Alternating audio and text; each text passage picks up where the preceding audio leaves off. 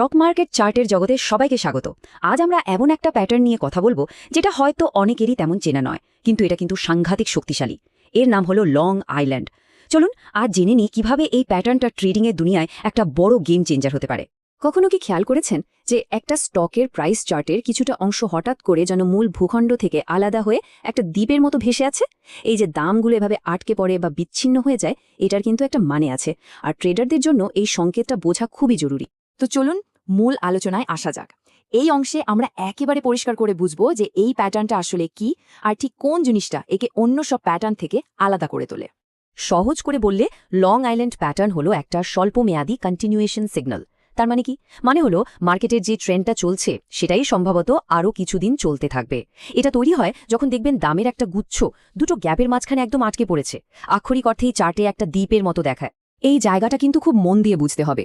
Long island আর এর থেকে অনেক বেশি পরিচিত আইল্যান্ড রিভার্সাল প্যাটার্নের মধ্যে একটা সূক্ষ্ম কিন্তু খুব গুরুত্বপূর্ণ পার্থক্য আছে। সেটা হলো গ্যাপ দুটোর অবস্থান।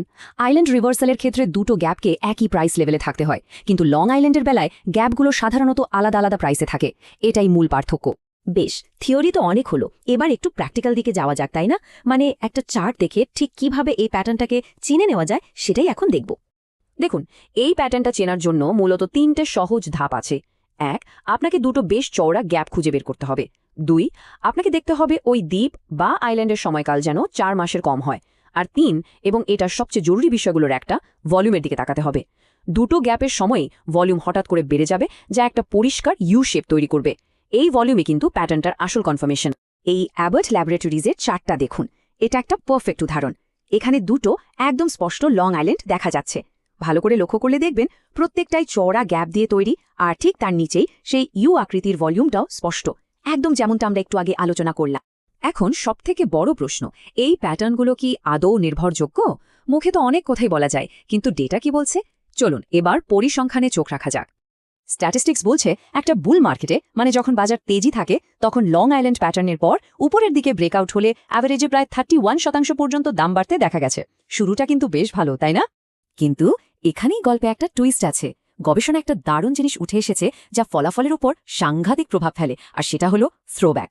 সোজা কথায় এই থ্রোব্যাক পারফরমেন্সের 12টা বাজিয়ে দেয়। চলুন দেখি এটা কিভাবে কাজ করে। 54%, হ্যাঁ ঠিকই দেখছেন, 54%। এই সংখ্যাটা কিন্তু মাথায় গেঁথে রাখার মতো।